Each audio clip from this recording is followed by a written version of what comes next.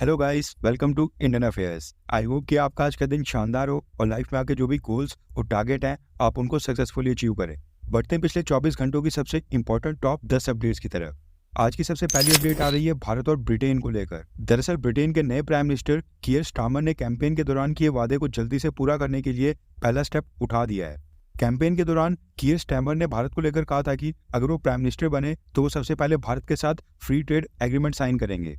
और न्यूज़ निकल कर आ रही है कि कीयर स्टारमर ने भारत के साथ फ्री ट्रेड एग्रीमेंट को लेकर पहला स्टेप उठा दिया है। ब्रिटिश गवर्नमेंट ने भारत के साथ फ्री ट्रेड एग्रीमेंट का नेक्स्ट राउंड अगले हफ्ते से स्टार्ट करने का फैसला किया है और खबर निकल कर आ रही है कि ये नेक्स्ट राउंड इसी महीने में कंप्लीट होगा। मीटिंग की डेट्स अभी तक अनाउंस नहीं की गई हैं क्योंकि इसको लेकर ब्रिटिश गवर्नमेंट और भारत सरकार अभी बातचीत कर ही रही है। कीयर स्टारमर को प्राइम मिनिस्टर बने अभी 3 दिन भी नहीं हुए हैं और उन्होंने कैबिनेट की घोषणा के बाद भारत के साथ फ्री ट्रेड एग्रीमेंट को लेकर काम करना स्टार्ट कर दिया है। 72 घंटे के अंदर ये पॉजिटिव डेवलपमेंट आ रही है। आज की सेकंड अपडेट आ रही है भारत में आने वाली एफडीआई यानी कि फॉरेन डायरेक्ट इन्वेस्टमेंट को लेकर। दरअसल साल 2023 से 24 का डेटा सामने आ गया है। डेटा के मुताबिक साल 2023 से 24 में भारत में $44.4 बिलियन की एफडीआई आई है। उससे पिछले साल 2022 से 23 में $46 बिलियन की एफडीआई भारत आई थी, यानी कि पिछले साल के मुकाबले 3% की गिरावट देखने को मिली है। वहीं पर टॉप 6 स्टेट्स जिनमें भारत में सबसे ज्यादा एफडीआई आई है उनमें महाराष्ट्र सबसे टॉप के ऊपर है। साल 2023 से 24 में महाराष्ट्र को $15.1 बिलियन की एफडीआई मिली। सेकंड नंबर के ऊपर है गुजरात और गुजरात को $7.3 बिलियन की एफडीआई आई।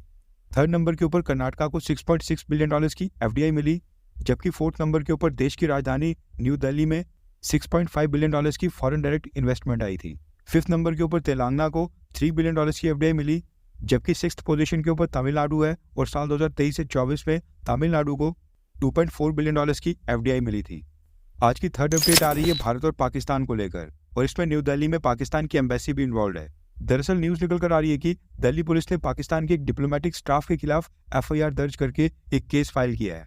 पाकिस्तान की जो दिल्ली में एम्बेसी है वहां पर एक पाकिस्तानी नेशनल डिप्लॉयड था जो कि कुक की नौकरी करता था, यानी कि वहां पर खाना बनाने का काम करता था। इसका नाम मिनहाज हुसैन है और इसकी उम्र 55 साल की बताई जा रही है। न्यूज़ निकल कर आ रही है कि पाकिस्तानी एम्बेसी में एक भारतीय महिला वहां पर साफ सफाई का काम करती थी, जिसको इस मिनहाज हुसैन ने मोलेस्ट किया और उसके साथ छेड़खानी की। जब इस भारतीय महिला ने इसकी कंप्लेंट पाकिस्तानी डिप्लोमेट से की तो उसने बकरीद के नाम के ऊपर मिनहाज हुसैन को वापस से पाकिस्तान भेज दिया और अगले दिन भारतीय महिला को नौकरी से निकाल दिया और क्वार्टर्स खाली करने के लिए कह दिया। इसी के चलते अब भारतीय महिला ने दिल्ली पुलिस से कंप्लेंट करके अपना केस फाइल किया है। ये भारतीय महिला पाकिस्तानी एम्बेसी का चार्ज संभाल रहे साद अहमद के ऑफिशियल रेजिडेंस पे काम करती थी और इसको पाकिस्तानी एम्बेसी ने रेजिडेंस के पास वहां पर क्वार्टर्स पे अलॉट किए थे।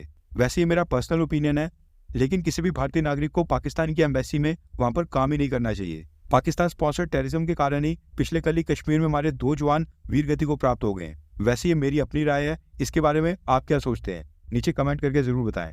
आज की फोर्थ अपडेट आ रही है जम्मू कश्मीर की कुलगाम डिस्ट्रिक्ट से। न्यूज निकल कर आ रही है कि पिछले कल कुलगाम में 2 जगह पर एनकाउंटर्स हुए और दोनों एनकाउंटर्स में भारतीय सेना और जम्मू कश्मीर पुलिस के स्पेशल ऑपरेशंस ग्रुप ने टोटल 6 आतंकवादियों को 72 उग्रों के पास पहुंचा दिया है। लेकिन इसी के साथ दुख की बात है कि भारतीय सेना के 2 जवान इस पूरे ऑपरेशन में वीर गति को प्राप्त हो गए हैं। देश के लिए सर्वोच्च बलिदान देने वाले 2 सोल्जर्स में से एक पैरा स्पेशल फोर्सेस से थे, जबकि एक राष्ट्रीय राइफल से। इनमें से एक सोल्जर का नाम प्रवीण जांजल है और दूसरे सोल्जर का नाम प्रदीप कुमार। आप सोचिए कि इन दोनों के घर परिवार वाले अभी किस हाल में होंगे। बस यही कारण है कि पाकिस्तान के साथ अब क्रिकेट तक खेलने का मन नहीं करता है। आई होप कि मोदी सरकार इंडियन क्रिकेट टीम को चैंपियंस ट्रॉफी के लिए पाकिस्तान जाने की परमिशन ना दे, जिसके लिए पाकिस्तान क्रिकेट बोर्ड आज की डेट में बीसीसीआई के सामने तरले मिन्नतें कर रहा है। वैसे आपको क्या लगता है कि क्या भारत को चैंपियंस ट्रॉफी के लिए इंडियन क्रिकेट टीम को पाकिस्तान भेजना चाहिए, हाँ या फिर ना? नीचे कमेंट करके अपनी राय जरूर बताएं। आज की फिफ्थ अपडेट आ रही है महाराष्ट्र से। दरअसल न्यूज निकल कर आ रही है कि Maharashtra cricket board Wankhede stadium से 70 किलोमीटर की दूरी पर एक नया क्रिकेट स्टेडियम बनाने की प्लानिंग कर रहा है। इस नए क्रिकेट स्टेडियम की सीटिंग कैपेसिटी 1 लाख से भी ज्यादा होगी और ये स्टेडियम सभी मॉडर्न फैसिलिटी से लैस होगा। इसके साथ ही वहां पर 2 ऑल ग्राउंड्स होंगे जहां पर फर्स्ट क्लास मैचेस होंगे। अब आप सोच रहे होंगे कि अगर मुंबई में वानखेड़े स्टेडियम जैसा इतना पॉपुलर स्टेडियम है तो फिर ये दूसरा स्टेडियम क्यों बनाया जा रहा है। दरअसल जो वानखेड़े स्टेडियम है इसकी सीटिंग कैपेसिटी है मात्र 33,000, जो कि बाकी स्टेडियम्स के मुकाबले काफी कम है। इसलिए महाराष्ट्र क्रिकेट एसोसिएशन एक नया क्रिकेट स्टेडियम बनाने जा रहा है जिसकी सीटिंग कैपेसिटी 1 लाख से भी ज्यादा होगी। न्यूज निकल कर आ रही है कि यह नया स्टेडियम थाने डिस्ट्रिक्ट में बनाया जाएगा और इसके लिए 50 एकड़ की जमीन एक्वायर करने के लिए महाराष्ट्र क्रिकेट एसोसिएशन ने टेंडर भी फिल कर लिया है। अब महाराष्ट्र गवर्नमेंट का ग्रीन सिग्नल मिलते ही इसके ऊपर काम स्टार्ट हो जाएगा। आज की सिक्स अपडेट आ रही है भारत और श्रीलंका को लेकर, और ये भारत के लिए बैड न्यूज़ है क्योंकि श्रीलंका ने एक बार फिर से भारत को धोखा दे दिया है। न्यूज़ निकल कर आ रही है कि श्रीलंका की सरकार ने फॉरेन रिसर्च वेसल्स के ऊपर लगे बैन को हटाने का फैसला किया है। अभी का जो बैन है वो जनवरी 2025 तक है। इसका मतलब है कि अब जनवरी 2025 के बाद चाइनीज रिसर्च वेसल्स दोबारा से श्रीलंका के पोर्ट्स के ऊपर वहां पर रुक पाएंगे और पोर्ट कॉल ले पाएंगे। लास्ट बार पिछले साल 2023 में अक्टूबर महीने में चाइनीज रिसर्च वेसल्स श्रीलंका के पोर्ट के ऊपर रुके थे, लेकिन फिर उसके बाद भारत की नाराजगी जताने पर श्रीलंका ने चाइनीज रिसर्च वेसल्स के आने के ऊपर रोक लगा दी थी। मगर अब दुख की बात है कि श्रीलंका दोबारा से इस बैन को हटा रहा है, जो कि भारत के लिए बुरी खबर है क्योंकि अब चाइना के मिलिट्री रिसर्च वेसल्स भारत से 200-300 किलोमीटर की दूरी के ऊपर रहकर वहां से डेटा कलेक्ट करेंगे, जो कि चाइना की सबमरीन्स और नेवल वॉरशिप्स के लिए काफी वाइटल होगा।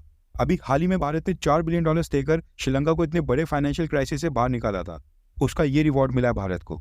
आज की 7th अपडेट आ रही है चाइना को लेकर, और ये न सिर्फ अमेरिका बल्कि भारत के लिए भी बुरी खबर है। आपने हमेशा सुना होगा कि चाइना के पास J-20 5th जनरेशन का स्टेल्थ फाइटर जेट है। चाइना ने अपने J-20 फाइटर जेट्स को साल 2017 में ही अपनी एयरफोर्स में इंडक्ट कर लिया था, लेकिन इसके अलावा भी चाइना पिछले काफी सालों से अपने लिए J-20 से और भी एडवांस्ड नए स्टेल्थ फाइटर जेट के ऊपर काम कर रहा था, जिसका नाम है J-31। न्यूज निकल कर आ रही है कि चाइना ने J-31 की डेवलपमेंट का काम पूरा कर दिया है और अब चाइना के ये नया stealth fighter jet bulk production में एंटर होने वाला है। चाइना ने इसकी एक वीडियो भी जारी की है। न्यूज निकल कर आ रही है कि चाइना ने अपने इस नए J-31 स्टेल्थ फाइटर जेट के कई सारे वेरिएंट्स को डेवलप किया है। इनमें से एक वेरिएंट लैंड बेस्ड है और एक एयरक्राफ्ट कैरियर्स के ऊपर डिप्लॉय होने वाला, जबकि एक और वेरिएंट डेवलप किया जा रहा है जो कि एक्सपोर्ट मार्केट के लिए होगा, यानी चाइना इसको पाकिस्तान जैसे देशों को बेचेगा। चाइना के इस नए स्टेल्थ फाइटर जेट की क्या कैपेबिलिटीज और स्पेसिफिकेशंस है वो तो खैर अभी तक पब्लिक डोमेन में नहीं आया है। अब देखा जाए तो चाइना ने भी अपने टोटल 2 स्टेल्थ फाइटर जेट्स को डेवलप कर लिया है। आई होप कि जो हमारा AMCA स्टेल्थ फाइटर जेट है वो भी जल्दी से डेवलप हो जाए। वहां पर दूसरी तरफ टर्की ने भी अपना 5th generation stealth fighter jet बना लिया है और साउथ कोरिया के नए KF-21 फाइटर जेट में भी 5th जनरेशन की काफी सारी स्टेल्थ कैपेबिलिटीज है। आज की 8th अपडेट आ रही है भारत और चाइना को लेकर। आपने कई बार लद्दाख की पैंगोंग लेक के फोटोज देखे होंगे। भारत के भी कई सारे मोटो व्लॉगर्स और टूरिस्ट लद्दाख जाते हैं तो पैंगोंग लेक को जरूर कवर करते हैं। लद्दाख में LAC के पास ये जो पैंगोंग लेक है इसका कुछ हिस्सा भारत कंट्रोल करता है और कुछ हिस्सा चाइना। इसी को लेकर न्यूज आ रही है। रिपोर्ट के मुताबिक पैंगोंग लेक का जो हिस्सा चाइना के कब्जे में है उसी के पास चाइना ने खुदाई स्टार्ट करके वहां पर अंडरग्राउंड बंकर्स बनाना स्टार्ट कर दिया है, और ये खुलासा हुआ है सैटेलाइट इमेजरी से। इस तरह के बंकर्स और हार्डन शेल्टर्स का इस्तेमाल वेपन्स, मिसाइल्स, आर्मर्ड व्हीकल्स और फ्यूल्स को स्टोर करने के लिए किया जाता है ताकि युद्ध में इनके ऊपर डायरेक्ट अटैक ना हो पाए। इस लोकेशन के ऊपर चाइना ने पहले अपना एक आर्मी बेस बनाया था और वहां पर कुछ बिल्डिंग्स खड़ी की थी, लेकिन भारत चाइना से लगातार मांग कर रहा था कि चाइना इस एरिया को खाली करे। मगर अब चाइना ने यहाँ पर भी अंडरग्राउंड बंकर्स बनाना स्टार्ट कर दिया है, जिसका मतलब है कि चाइना इस एरिया को खाली करने के मूड में बिल्कुल नहीं है। आज की 9th अपडेट आ रही है इजराइल और हमास वॉर को लेकर।